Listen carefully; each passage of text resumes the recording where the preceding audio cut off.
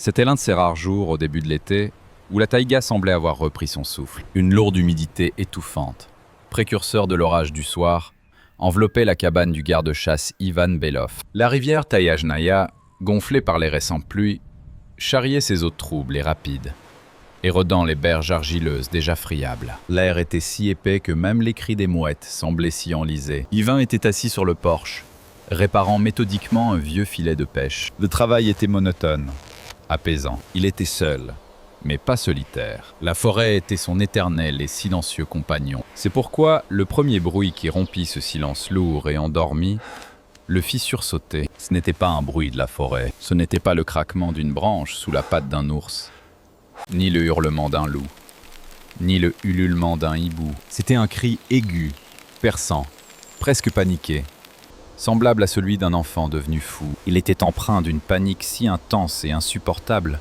qu'Ivan en eut le cœur serré. Il posa son filet. Le son se répéta, plus proche cette fois, et on pouvait y entendre des notes de rage et de désespoir absolu. Ivan se leva, sa main se tendit vers le fusil appuyé contre le mur, mais il ne le prit pas. Ce cri n'était pas une menace, mais un appel à l'aide. Au bord de la clairière, près du porche, quelque chose de mouillé, de sombre et de furieux roula. C'était une loutre. Une femelle adulte. Ivan la connaissait. Il l'avait vue plusieurs fois au printemps. Il l'avait vue apprendre à ses petits à nager, près d'un rapide lointain. À ce moment-là, elle incarnait la grâce, l'esprit espiègle et prudent de la rivière. La créature qui se précipitait maintenant sur son porche n'avait rien à voir avec cette grâce. Elle était folle. Sa fourrure n'était pas simplement mouillée.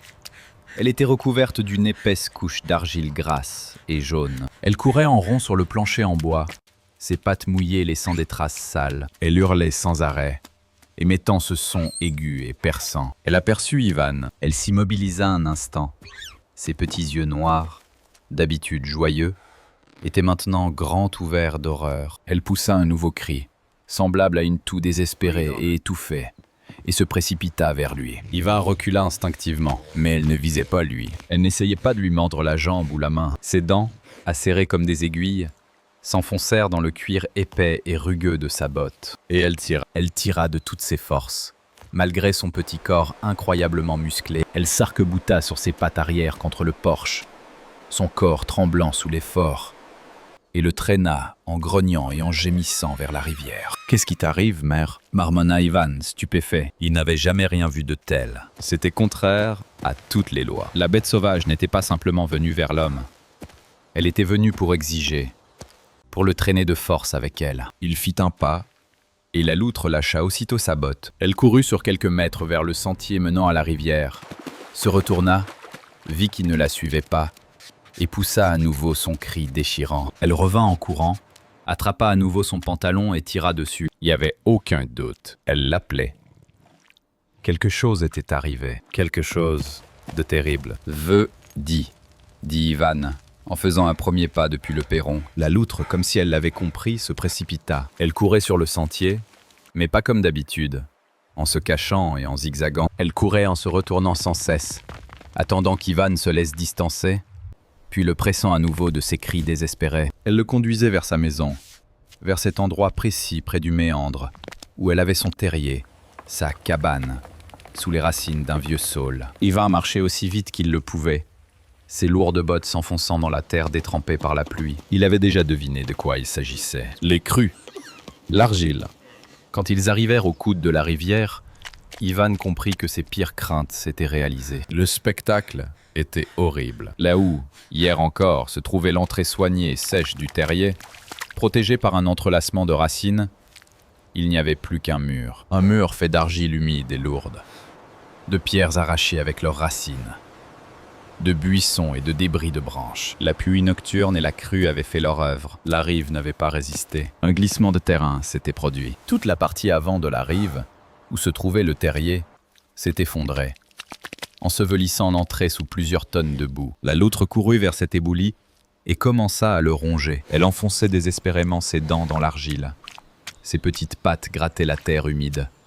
Mais c'était comme essayer de creuser une montagne avec un cure-dent. Ses griffes étaient usées jusqu'au sang. Elle était absolument, tragiquement impuissante. Elle courut vers Ivan, lui donna un coup de museau mouillé et sale dans le genou, puis retourna vers l'éboulement, le regardant, et son regard était plus éloquent que n'importe quel mot. « Tu es grand. Tu es fort. Tu peux le faire. » Ils sont là. Ivan s'approcha des décombres et colla son oreille contre eux. Au début, il n'entendit rien d'autre que le bruit de la rivière et le halètement désespéré de l'otarie à ses pieds. Il colla son oreille plus fort contre le rocher, retenant son souffle, et il entendit, à peine, comme sous l'épaisseur de l'eau, un mince couinement étouffé se fit entendre, et un faible grattement désespéré. Ils étaient vivants, on les appelait les petits. Ils étaient là, dans cette prison souterraine, enfermés, et ils n'avaient presque plus d'air. « Chut, mère !» dit Ivan d'une voix rauque. « Chut, je suis là. » Il fit demi-tour et se mit à courir. Il ne marcha pas. Il courut vers la cabane. La loutre le suivait en jappant, pensant qu'il l'avait abandonné. Mais Ivan n'y prêta pas attention. 5 minutes plus tard, il revint. Il portait un lourd morceau de ferraille en acier qu'il utilisait pour briser la glace, ainsi que sa vieille pelle de sapeur aux manches solides, qui avait bien servi. Il s'approcha des décombres. Il évalue l'ampleur du travail. La boue était visqueuse, lourde et surtout dangereuse. Toute la masse était instable. Un seul faux mouvement et une nouvelle couche de boue pouvait s'effondrer, ensevelissant les petits et lui-même. « Éloigne-toi » ordonna-t-il à la loutre. Il planta la pelle dans la terre humide. La bataille commença. C'était une lutte à mort, contre le temps et contre la géologie elle-même.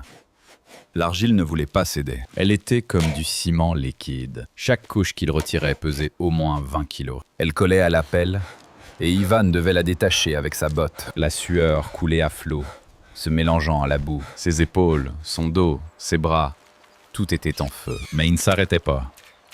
Il travaillait à un rythme effréné, désespéré. Et l'otarie, elle ne restait pas en place. Elle s'était transformée en un petit tourbillon fou. Elle ne comprenait pas ce qu'il faisait. Elle pensait qu'il l'attaquait. Elle se jetait à ses pieds en poussant des cris perçants qui assourdissaient les oreilles. Elle lui sautait sur le dos lorsqu'il se penchait et essayait de l'aider.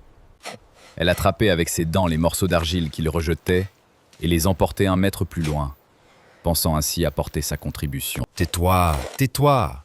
grognait Ivan en la repoussant. « Je travaille !» Il creusait. 1 heure passa en un clin d'œil. Il avait traversé la couche supérieure d'argile, mais la pelle heurta quelque chose de dur. Des pierres, de gros rochers fluviaux cimentés par la boue. C'était le cœur du débris. Il jeta la pelle et prit un pied de biche. Il trouva une fente entre les pierres et y enfonça la pointe en acier. Il s'appuya de tout son poids. Le pied de biche s'enfonça plus profondément. Il l'utilisa comme levier. La pierre grinça, mais ne bougea pas. L'otarie s'était assise à l'écart et le regardait maintenant sans détourner les yeux. Son corps tremblant de nervosité. Elle ne criait plus. Elle attendait. Ivan poussa à nouveau. Il rugissait de tension, tout comme rugissait cette loutre. « Allez, vas-y !» La pierre céda. Elle bougea de quelques centimètres. Ce n'était pas suffisant. Il travailla avec le pied de biche pendant encore 1 demi-heure, risquant à tout moment de faire s'effondrer toute la structure sur lui. Chaque mouvement de la pierre provoquait un petit éboulement au-dessus de lui. La saleté lui tombait dans le cou, mais il n'y prêtait pas attention. Et soudain, le pied de biche tomba dans le vide. Il jeta l'outil. Il tomba à genoux et commença à remuer la boue et les petits cailloux restants avec ses mains. Ses doigts tombèrent sur quelque chose de chaud et de doux. Une racine. Il la tira. Un petit trou noir, qui sentait le renfermer, s'ouvrit. Ivan s'écarta en rampant, respirant difficilement. De l'obscurité du terrier, clignant des yeux à cause de la lumière inhabituelle, un petit nez mouillé et couvert de boue apparut. Puis toute la tête apparut. Et, titubant, le premier petit sortit à la lumière du jour. Il était à peine vivant. Il tremblait. Il était aveuglé par la boue et la peur. Derrière lui, un deuxième, puis un troisième. La loutre poussa un cri, mais c'était un cri tout à fait différent. C'était un son qu'Ivan n'avait jamais entendu de sa vie. C'était un cri de bonheur absolu et total. Elle se précipita vers eux. Elle oublia Ivan, les décombres, tout le reste. Elle était un tourbillon d'amour maternel. Elle les léchait, les retournait, les poussait avec son museau, gazouillait, gloussait, émettait une dizaine de sons différents, vérifiant s'ils étaient intacts, s'ils étaient vivants. Elle les rassembla tous en une boule tremblante et couineuse et les recouvrit de son corps. Ivan regardait cela et il n'avait plus la force de rien. Il glissa sur la pente argileuse, ses pieds s'enfonçant dans l'eau froide de la rivière. Il était assis, couvert de boue de la tête aux pieds, les mains ensanglantées, le dos apparemment brisé. Il essuya la sueur de son visage, laissant une traînée sale, et se contenta de sourire. Il resta assis ainsi pendant environ 10 minutes, reprenant ses esprits, observant la vie reprendre son cours. Enfin, Lothari a terminé son inspection. Elle a rassemblé ses 3 trésors et les a poussés un à un vers l'eau. Ils étaient propres et incroyablement vivants. Ivan commença à se lever lentement, prêt à partir. Son travail était terminé. Mais Lothari l'arrêta. Elle n'a pas émis le moindre son. Elle la simplement regardait. Elle se tenait dans les eaux peu profondes, et ses 3 petits étaient alignés à côté d'elle, formant une ligne parfaite et régulière. 4 paires de petits yeux brillants fixaient Ivan Belov. Ce silence exprimait plus de gratitude que tous les mots du monde. Ivan resta immobile, n'osant pas rompre ce moment. La mère loutre le regarda encore une seconde. Puis, comme à un signal silencieux, elle et ses 3 petits plongèrent simultanément. En une fraction de seconde, on entendit le claquement sonore, synchronisé et joyeux de 4 queues sur l'eau. Des éclaboussures jaillirent dans les airs, et 4 cercles parfaits continuèrent à se propager à la surface de la rivière. C'était leur façon de dire merci. C'était leur façon de dire merci dans la seule langue qu'ils connaissaient. Ivan Belov resta seul sur la rive dévastée. Il avait de l'eau jusqu'aux genoux.